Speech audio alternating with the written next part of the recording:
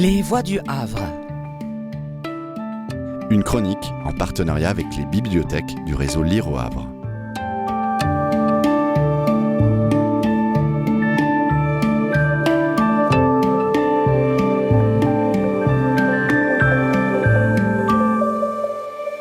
Je vais vous lire des extraits de La vie matérielle de Marguerite Duras aux éditions POL.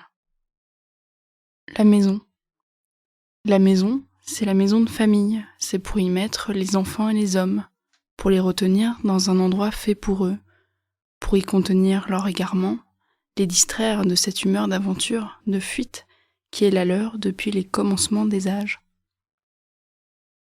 Le lieu de l'utopie même, c'est la maison créée par la femme, cette tentative à laquelle elle ne résiste pas, à savoir d'intéresser les siens non pas au bonheur, mais à sa recherche, comme si l'intérêt même de l'entreprise tournait autour de cette recherche elle-même, qu'il ne fallait pas en rejeter résolument la proposition du moment qu'elle était générale.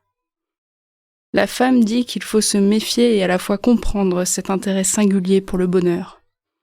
Elle croit que ça amènera les enfants à rechercher plus tard un état heureux de la vie. C'est ce que veut la femme, la mère, amener son enfant à s'intéresser à la vie. La mère sait que l'intérêt au bonheur des autres est moins dangereux pour l'enfant que la croyance au bonheur pour soi. J'ai pensé très longtemps à acheter une maison. Je n'ai jamais imaginé que je pourrais posséder une maison neuve. À Naufle, la maison, ça a d'abord été 2 fermes bâties un peu avant la Révolution. Elle doit avoir un peu plus de 2 siècles. J'y ai souvent pensé. Elle avait été là en 1789, en 1870, à la croisée des forêts de Rambouillet et de Versailles. En 1958, elle m'appartenait. J'y ai pensé jusqu'à la douleur certaines nuits. Je la voyais habitée par ces femmes. Je me voyais précédée par ces femmes dans ces mêmes chambres, dans les mêmes crépuscules. Il y avait eu 9 générations de femmes avant moi dans ces murs, beaucoup de monde là, autour des feux, des enfants, des valets, des gardiennes de vaches.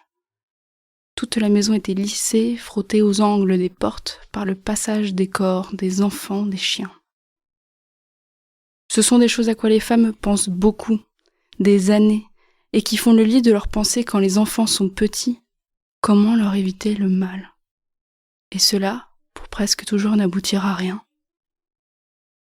Il y a des femmes qui n'y arrivent pas, des femmes maladroites avec leur maison, qui la surchargent, qui l'encombrent, qui n'opèrent sur son corps aucune ouverture vers le dehors, qui se trompent complètement et qui n'y peuvent rien, qui rendent la maison invivable, ce qui fait que les enfants la fuient quand ils ont 15 ans, comme nous l'avons fui. Nous fuyons parce que la seule aventure est celle qui a été prévue par la mère. Il y a beaucoup de femmes qui ne résolvent pas le désordre, le problème de l'envahissement de la maison par ce qu'on appelle le désordre dans les familles. Ces femmes savent qu'elles n'arrivent pas à surmonter les difficultés incroyables que représente le rangement d'une maison.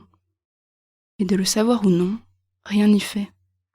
Ces femmes transportent le désordre d'une pièce à l'autre de la maison. Elles le déplacent ou elles le cachent dans des caves ou dans des pièces fermées ou dans des malles, des armoires, et elles créent comme ça, dans leur propre maison, des lieux cadenassés qu'elles ne peuvent plus ouvrir, même devant leur famille, sans encourir une indignité. Il y en a beaucoup qui sont de bonne volonté et naïves et qui croient qu'on peut résoudre la question du désordre en la remettant à plus tard, qui ignorent que ce moment-là qu'elles appellent plus tard, il n'existe pas. Il n'existera jamais. Et il sera trop tard lorsqu'il arrivera vraiment. Que le désordre, c'est-à-dire l'accumulation des biens, doit être résolu d'une façon extrêmement pénible, par la séparation d'avec les biens. Je crois que toutes les femmes souffrent de ça, de ne pas savoir jeter, se séparer. Il y a des familles qui, lorsqu'elles ont une grande maison, gardent tout pendant 3 siècles, les enfants, monsieur le comte, maire du village, les robes, les jouets. Je le répète, il faut le répéter, beaucoup. Le travail d'une femme, depuis son lever jusqu'à son coucher, est aussi dur qu'une journée de guerre, pire que la journée de travail d'un homme, parce qu'elle doit inventer son emploi du temps conformément à celui des autres gens, des gens de sa famille et de ceux des institutions extérieures. En une matinée de 5 heures, elle fait le petit déjeuner des enfants, elle les lave, elle les habille, elle nettoie sa maison, elle fait les lits, elle fait sa propre toilette, elle s'habille, elle va faire les courses, elle fait la cuisine, elle met la table. En 20 minutes, elle fait manger les enfants, elle hurle contre, elle les ramène à l'école, elle fait la vaisselle, elle fait la lessive, et le reste, et le reste. Peut-être, vers 3h30, pourrait-elle, pendant une demi-heure, lire un journal. Une bonne mère de famille, pour les hommes, c'est quand la femme fait de cette discontinuité de son temps une continuité silencieuse et inapparente. Je vous ai lu des extraits de La vie matérielle de Marguerite Duras aux éditions POL.